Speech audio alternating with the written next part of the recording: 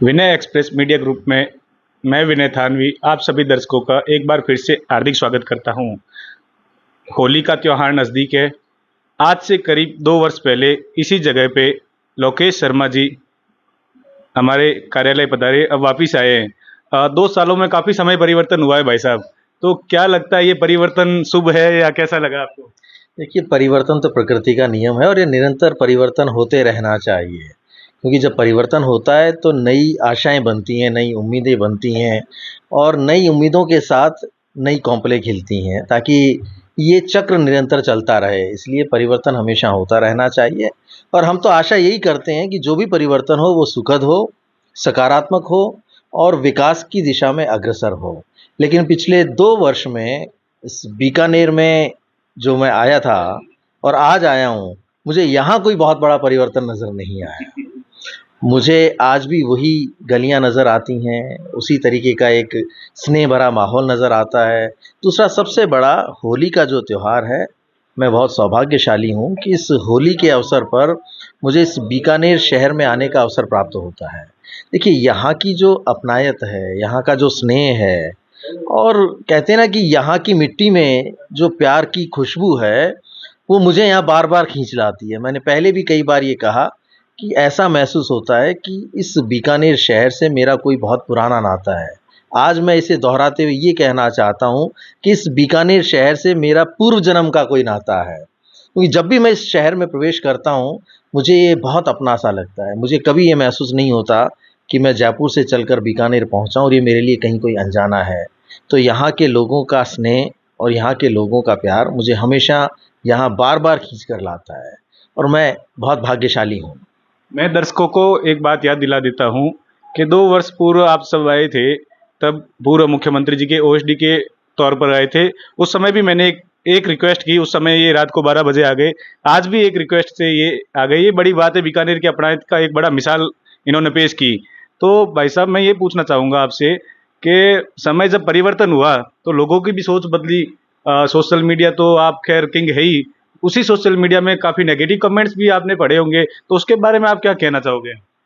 देखिए, ये तो लोगों के स्वयं के विचार होते हैं कि वो किस तरीके से किसी भी प्लेटफ़ॉर्म का उपयोग करते हैं। मेरा हमेशा ये मानना है कि जो भी सार्वजनिक प्लेटफ़ॉर्म्स हैं, क्योंकि सोशल मीडिया बेसिकली लोगों को कनेक्ट करने का माध्यम है और उसे सकारात्मक तरीके से उपयोग में लिया जाना चाहिए। जहाँ भी नाइंसाफ़ी होती है, जहाँ भी समस्याएँ होती हैं, ये एक ऐसा खुला हुआ प्लेटफ़ॉर्म है जहाँ पर हर व्यक्ति अपनी भावनाओं को खुलकर व्यक्त कर सकता है, एक दूसरे के साथ सहयोग की स्थिति में आ सकता है। तो ऐसे प्लेटफ़ॉर्म्स को ज़्यादा से ज़्यादा सकारात्मक तरीके से विकास के लिए, स्वयं के डेवलपमेंट के लिए, सोसाइटी के डेवलपमेंट के लिए और अपने क्षेत्र के डेवलपमेंट के लिए उपयोग में लेना चाहिए। जो लोग नकारात्मकता यहाँ फैलाते हैं, उन्हें इस बात के लिए तैयार रहना चाहिए कि जो काम आज वो स्वयं कर रहे हैं, क्योंकि बहुत सस्ती पब्लिसिटी के लिए इन माध्यमों का दुरुपयोग किया जाता है। जैसे किसी व्यक्ति की छवि को धूमिल करना हो, किसी नेता, राजनेता या सेलिब्रिटी के ऊपर कीचड़ उछालना हो, तो बहुत आसान तरीका है आज के समय में सोशल मीडिया कि उस व्यक्ति के लिए नकारात्मक कमेंट्स और नकारात्मक तथ्यों को वहाँ पर प्रचारित और प्रसारित करना शुरू कर दें। क्योंकि सच कब किसी के सामने आएगा, ये तो बहुत बाद की बात है, लेकिन उसी दौरान, उसी समय में जो लोग नकारात्मकता फैलाते हैं, उस व्यक्ति की छवि को धूमिल करने का उस तत्कालीन समय में प्रयास करते हैं। लेकिन कहते हैं ना कि सच सच होता है, आज नहीं तो कल वो सबके सामने आता है। तो मेरा ये मानना है कि जो लोग इन माध्यमों का नकारात्मकता फैलाने के लिए उपयोग लेते हैं, उन्हें इससे बचना चाहिए और इस माध्यम का ज़्यादा से ज़्यादा सकारात्मक तरीके से उपयोग लेना चाहिए, ताकि लोगों का जुड़ाव हो। हम अपने भले के लिए, समाज के भले के लिए, प्रदेश और देश के भले के लिए इन माध्यमों का उपयोग लें। देश नहीं, विदेशों में इन माध्यमों से तो बड़ी-बड़ी क्रांतियाँ हुई हैं। राज पलट गए हैं, तख्ते पलट गए हैं। हमारे देश में भी एक पार्टी, आम आदमी पार्टी, जिसका जन्म सोशल मीडिया पर ही हुआ और उसने 2 टर्म दिल्ली में सरकार चलाई। इस देश के प्रधानमंत्री नरेंद्र मोदी जी, वो भी इन माध्यमों का बहुत ज़्यादा उपयोग करते हैं। भारतीय जनता पार्टी ने जब इनका उपयोग करना शुरू किया, तो लगातार इसको एक माध्यम बना लिया कि कैसे यहाँ पब्लिसिटी की जानी चाहिए। तो इन माध्यमों का उपयोग करके आज वो लोग सत्ता तक भी पहुँचे हैं। कहते हैं ना कि जिसको आपको कीचड़ उछालना है या जिसकी छवि को खराब करना है, आप यहाँ कुछ भी लिखना शुरू कर दो, वो जवाब देता देता थक जाएगा, लेकिन उसकी सच्चाई कब बाहर आएगी इसमें समय लगता है।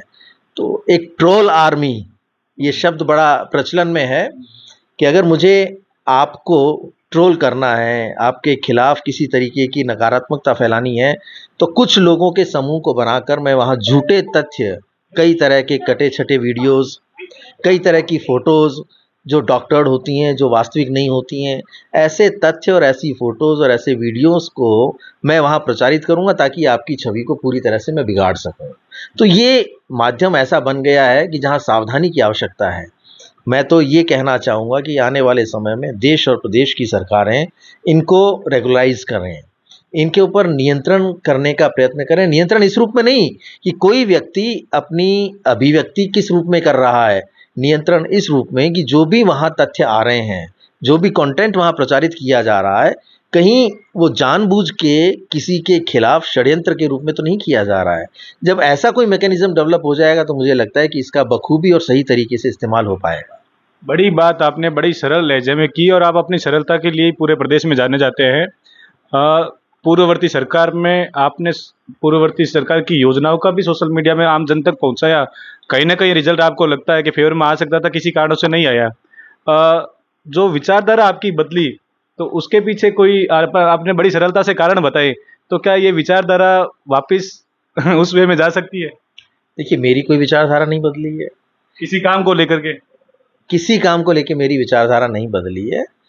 कहते हैं ना कि हम अपनी भूमिका का निर्वहन करते हैं। जिस समय में जिस तरह की ज़िम्मेदारी मुझे दी गई, मैंने उस भूमिका का पूरी ईमानदारी के साथ निर्वहन किया। और वो एक बहुत लंबी कहानी है, पूरे प्रदेश को पता है कि किस तरह का घटनाक्रम हुआ। तो जब जिस काम को, यानी अगर मैं कोई ज़िम्मेदारी आपको दूँ, मेरे भरोसे आप उस काम को कर रहे हैं और उसमें किसी तरीके की बात में गड़बड़ हो जाए, तो कहना चाहूँगा कि वो ज़िम्मेदारी या उस गड़बड़ से बचाने का काम उस व्यक्ति का होता है जिसने निर्देश दिए हैं। भई हमारा तो कोई दोष है नहीं ना। तो जब वही लोग अपना हाथ खींच लें तो हमें सच सबको बताना होता है कि देखिए, इस पूरे के पूरे प्रकरण में हमारी कोई भूमिका नहीं थी। हमने सिर्फ़ हमें जो निर्देश दिए गए उनकी पालना की। जिस पद पर हमें बिठाया हुआ था नेतृत्व ने, जिस पद पे हमें बैठने की ज़िम्मेदारी दी हुई थी, तो उस ज़िम्मेदारी का निर्वहन हमने किया। यही हमारा एक, कहते हैं ना कि हमने अपने काम को किया। अब उस काम का अंजाम क्या हुआ, उसके परिणाम क्या हुए, इसको उन्हीं लोगों ने एन्जॉय किया जिन लोगों ने हमें काम दिया था। बाद में सब अलग-अलग हो गए, सबने अपने आप को अलग कर लिया। तो ऐसे में फिर हमें एक सही तथ्य जनता के सामने और कानून के सामने लाने की आवश्यकता पड़ी, ताकि ज़बरदस्ती बेवजह हमारे ऊपर दोष नहीं मढ़ा जाए। तो बस वही एक कारण रहा। तो विचारधारा बदलने का कोई सवाल नहीं है। मैं पहले भी कांग्रेसी था, आज भी हूँ और आगे भी कांग्रेसी रहूँगा। मैंने अपने काम को किया, संगठन में रहकर मैंने काम किया पहले। मैं तो 1997 में राजस्थान विश्वविद्यालय का चुनाव लड़ चुका हूँ और 2000 में जो कांग्रेस का छात्र संगठन है एनएसयूआई, उसका मैं प्रदेश पदाधिकारी रह चुका हूँ। तो जो लोग ये सोचते हैं कि मेरी भूमिका पिछले कुछ 2-4-5 सालों में ही पूर्व मुख्यमंत्री जी के साथ आने के बाद बनी थी, या उन्होंने मुझे एक जो ज़िम्मेदारी दी थी ओएसडी की, उसके बाद मेरी कोई भूमिका बनी थी, तो बहुत से लोग इस तथ्य से वाकिफ़ नहीं हैं, अनजान हैं कि मैं तो बहुत लंबे समय से संगठन का कार्यकर्ता रहा हूँ। जब 2000 की मैं बात कर रहा हूँ तो लगभग 25 से 27 वर्ष मुझे प्रदेश की कांग्रेस की सक्रिय राजनीति में हो गए हैं। मैं प्रदेश कांग्रेस कमेटी का मीडिया कोऑर्डिनेटर भी रहा हूँ। तो वो बहुत लंबी प्रक्रिया की बात है, लंबे किस्से हैं, कहानियाँ हैं। कहते हैं ना कि हमने तो सिर्फ़ हमेशा वो किया जिस तरह की ज़िम्मेदारी हमें दी गई। जब मैं संगठन में था, संगठन ने मुझे जो काम दिया मैंने उसको काम को किया। और आज मैं इस बात को कहना चाहता हूँ कि आवश्यकता इस बात की है, क्योंकि जब मैं कांग्रेस की बात कर रहा हूँ तो निश्चित तौर पर उस परिवर्तन की आवश्यकता है जहाँ नौजवानों को आगे लाया जाना चाहिए। क्योंकि बहुत से तथाकथित मठाधीश आज भी ये समझते हैं कि कांग्रेस उनकी जेब में रखी हुई है। जो लोग ये मानते हैं कि वही कांग्रेस हैं और उनकी वजह से कांग्रेस चलती है, तो ऐसे लोगों को घर बिठाने का वक्त आ गया है। कांग्रेस को मजबूत करना है तो नौजवानों को आगे लाना होगा, और जो लोग वास्तव में काम करते हैं, जिन लोगों के मन में पीड़ा रहती है, जो लोग चाहते हैं कि ये संगठन मजबूत हो, जिसने 125 वर्ष पुरानी, यानी उससे भी ज़्यादा समय हो गया इस पार्टी को बने हुए, जिसने देश को आज़ाद कराया, जिसने इस देश को आज इस रूप में लेके आए। यानी वो दौर देखो जब हम गुलाम थे, उसके बाद से आज तक के इतिहास में जितने परिवर्तन हमें देखने के मिल रहे हैं, आज का जो बच्चा है वो इस देश को देखता है तो वो ये सोच ही नहीं पाता कि ये परिवर्तन चरणबद्ध तरीके से किस किस रूप में हुए हैं, कौन कौन सी योजनाएं इस देश के लिए लागू की गई, कौन कौन इस देश का प्रधानमंत्री बना और किसकी क्या भूमिका रही। तो ये कांग्रेस तो वो पार्टी है जिसने देश आज़ाद कराया, और आज की वर्तमान जो देश की एक रूपरेखा है, जो देश आज दिखाई दे रहा है, उसको बनाने का पीछे सबसे बड़ा अगर किसी का योगदान रहा है तो कांग्रेस पार्टी का रहा है। मैं उस कांग्रेस पार्टी का एक कार्यकर्ता हूँ, तो मेरे मन में ये चीज़ है कि अब अगर कांग्रेस को मजबूत करना है, क्योंकि लगातार जिस तरह के परिणाम हमें देखने को मिल रहे हैं, चाहे पिछले लोकसभा के चुनाव के परिणाम रहे हों, राज्यों में विधानसभाओं के चुनाव परिणाम रहे हों, लगातार हमारी स्थिति बद से बदतर होती चली जा रही है।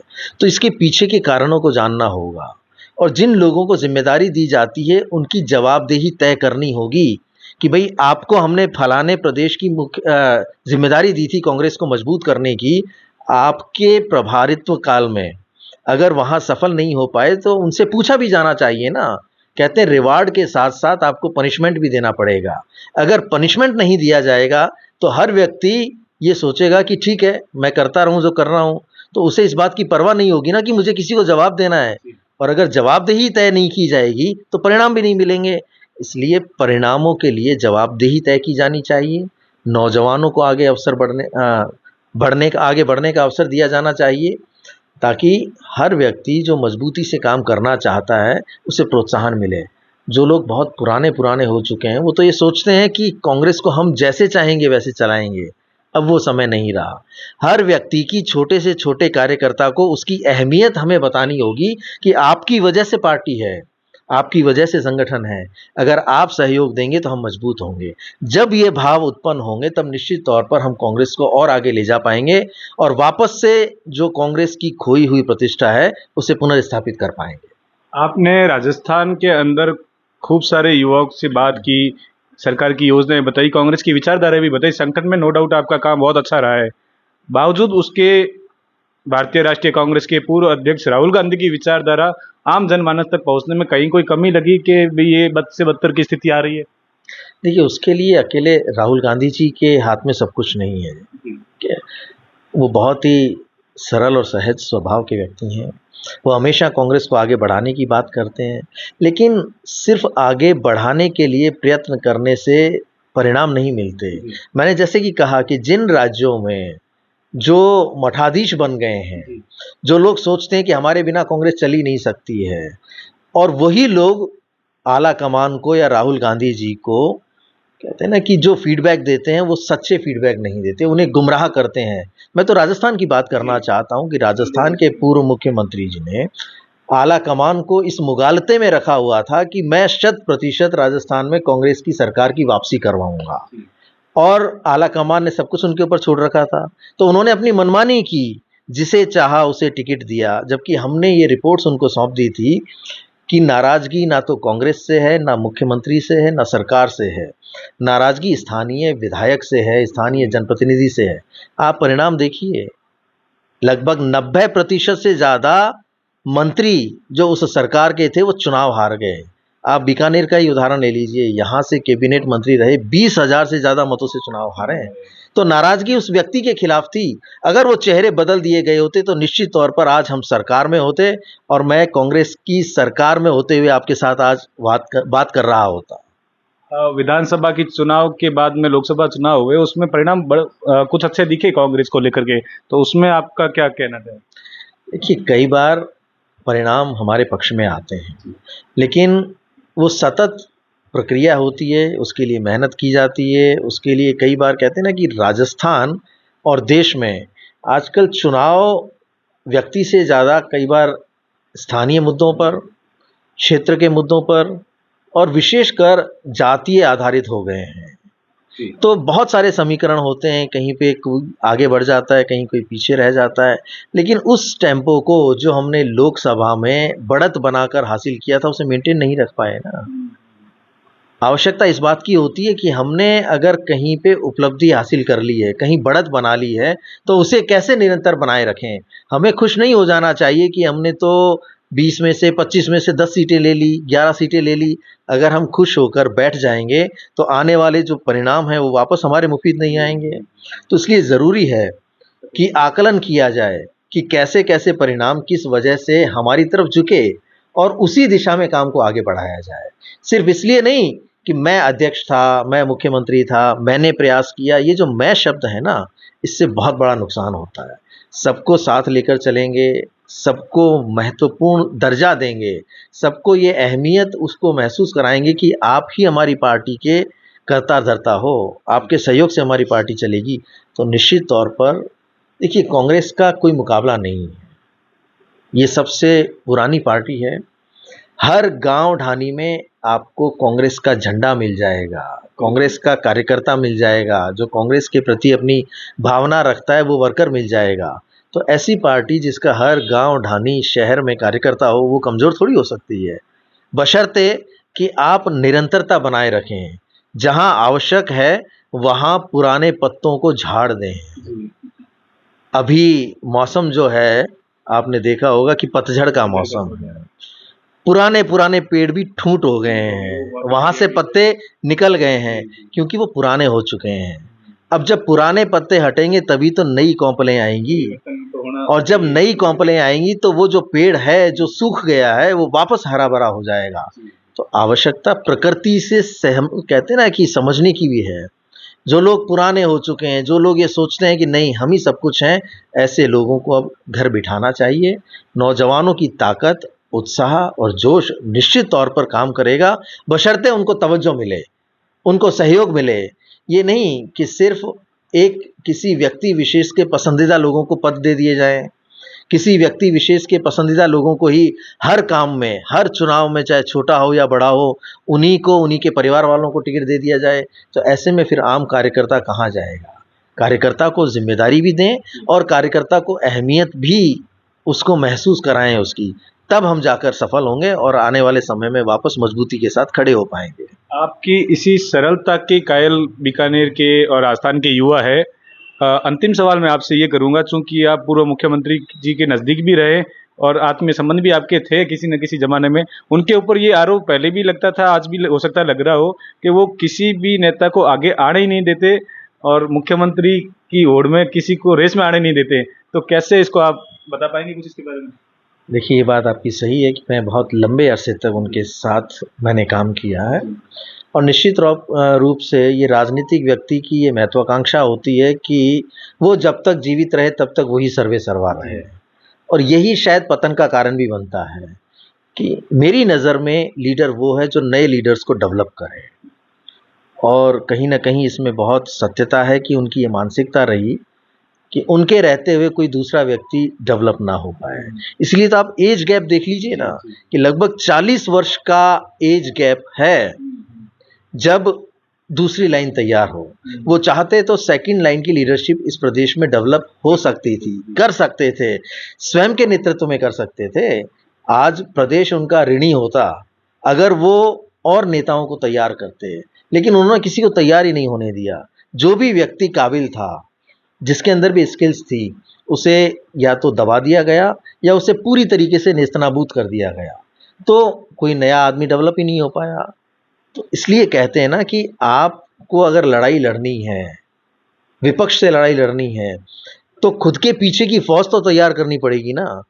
हमेशा ये सोच के कि मैं ही सेनापति रहूं, मैं ही राजा बना रहूं, तो जब स्थितियां विपरीत होंगी तो पीछे कोई लड़ने वाला नहीं होगा और खामियाजा पार्टी को भुगतना पड़ेगा। वही खामियाजा हमारी कांग्रेस पार्टी ने इस राजस्थान में भुगता है, क्योंकि उन्होंने अपने पीछे किसी को तैयार नहीं होने दिया।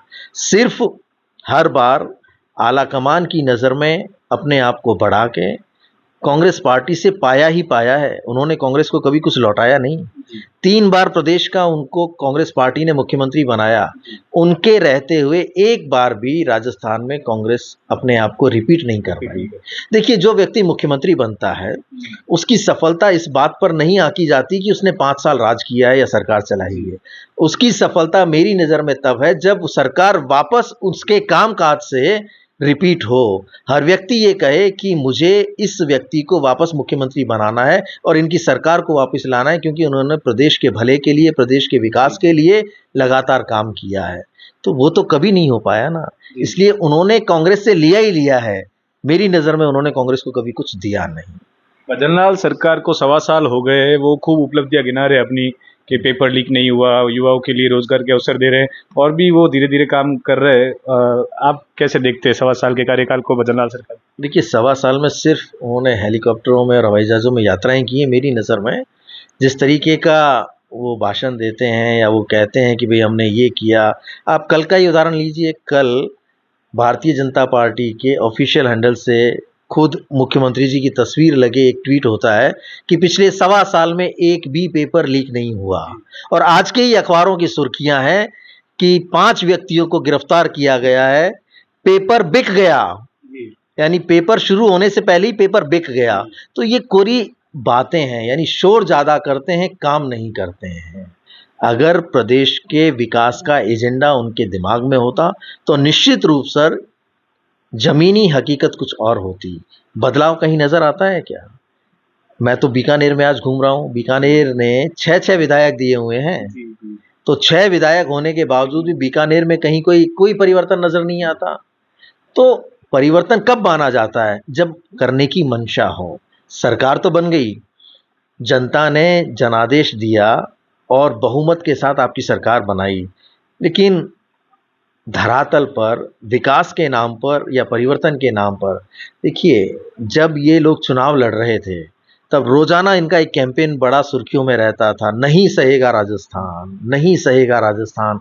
चाहे वो भ्रष्टाचार की बात हो, लॉ एंड ऑर्डर की बात हो, अपराधों पे नियंत्रण की बात हो, महिलाओं पे हो रहे अत्याचारों की बात हो, कौन सा अखबार ऐसा है जिसमें ये तमाम चीज़ें आज भी लगातार नहीं आ रही हों?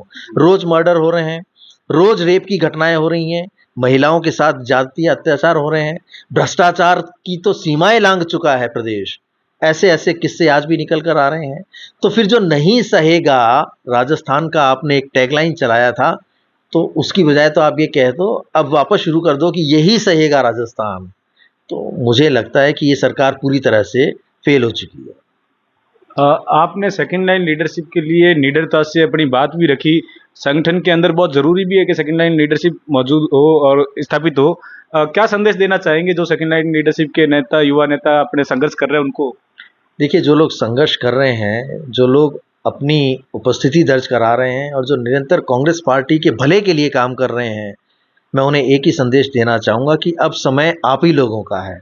निश्चित रूप से हर हाल में पूरी तरह से समय नौजवानों का आ चुका है और अब मजबूती के साथ एकजुट होकर खड़े होने की आवश्यकता है। जो लोग ये समझते आए हैं कि कांग्रेस उनके बिना नहीं चलेगी, हम सब लोग मिलकर उन्हें सहसम्मान उनके घर बिठाएं और ये कहें कि बागडोर हमारे हाथों में सौंपिए।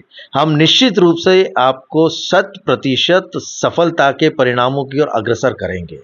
यही मेरा संदेश है कि अब किसी के पीछे पीछे घूमने की आवश्यकता नहीं है कि ये फलाना पुराना नेता है, अगर ये शिकायत करेगा तो हमें पद नहीं मिलेगा, इसी की संगठन में पहचान है, यही अगर हमारे ऊपर आशीर्वाद नहीं देगा तो हम कुछ नहीं कर पाएंगे। उन सब चीज़ों को भूलकर आज जो कांग्रेस की स्थिति बनी हुई है उसे मजबूत करने के लिए हमारी एकजुटता, हमारे ऊर्जा, हमारे नए जोश की आवश्यकता है। तो हमें अब मिलजुल कर काम करना है। ये थे लोकेश शर्मा जी, जिन्होंने बड़ी सरलता से अपनी बात कही और सेकंड लाइन लीडरशिप के युवाओं को बहुत ही अच्छा संदेश दिया। इनसे समय समय पर बात करते रहेंगे। धन्यवाद।